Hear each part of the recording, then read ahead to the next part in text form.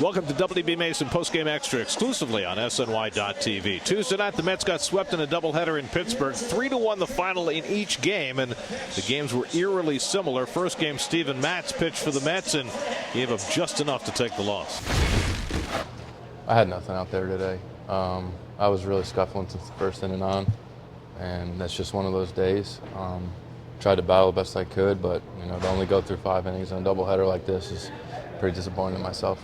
Well, it's not commanding his fastball. You got to command your fastball to make everything else work. And you saw as much as I did, up in the zone, and he's got to get the ball down.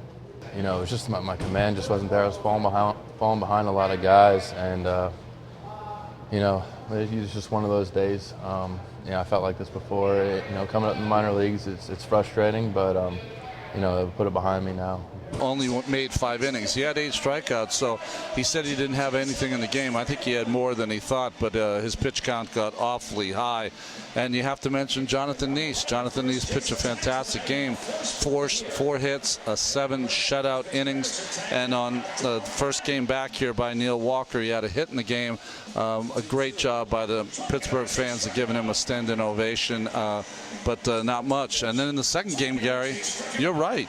I mean, the same thing. We're looking at Jacob deGrom. He made 6 innings, but he gave up 3 runs, a quality start, but not good enough. 9 punch-outs, no walks. Yeah, tonight it felt good. They had some hits that just found holes. A couple balls down the line, and the chopper up the middle of the ball off me. Things just went their way tonight. Jake's throwing the ball fine.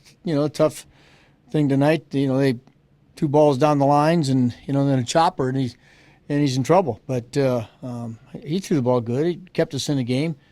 And again, which we talk about a lot. Those guys are walking a tightrope. We're not scoring runs, and they give up 2 or 3, and they're in big trouble.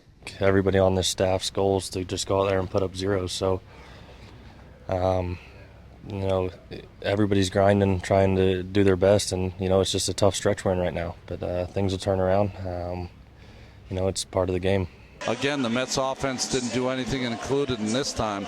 They struck out 14 times against the Pittsburgh pitchers. Nicasio was the best he's been all year long, and then 4 relievers for the Pittsburgh Pirates are outstanding. In the first game, Curtis Granderson homered for the only Met run. In the second game, Kevin Plawecki had an RBI hit to get the Mets within 2-1, but they never got any closer. Mets have now lost 3 straight games going back to Sunday in Miami and scored a total of 2 runs on 13 hits in those 3 games. What was interesting in this game is that the Mets feel threatened so much offensively.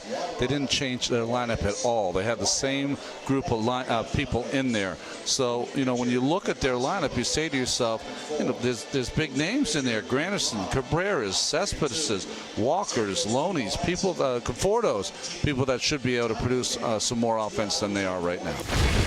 Things will turn around for this group. We're way too good of a hitting group, but the thing we just have to remember is nobody needs to carry the load on this team. And I don't see that in any way, shape, or form. But that's the common mistake when you get into a rut like this, is guys try to take it on themselves. And we're not going to get there, but we're battling hard to get back on the winning track and have continue good at bats up and down the lineup for 9 innings. You got to keep battling. That's what the game's about. There's no instant fix. There's no scramble the lineup, take this guy out. But hey, it's a total package. You got to get everybody going, and we're not hitting as a group. So the Mets will try and salvage the final game in Pittsburgh on Wednesday night with Noah Syndergaard on the mound. He'll face off against Jamison Tyone, former number 2 pick in the draft for the Pirates, who makes his major league debut. Our coverage begins at 6 o'clock Wednesday night with Cadillac First Pitch on SNY. That'll do it for WB Mason Postgame Extra. Be sure to join us after every game for exclusive coverage on SNY.TV.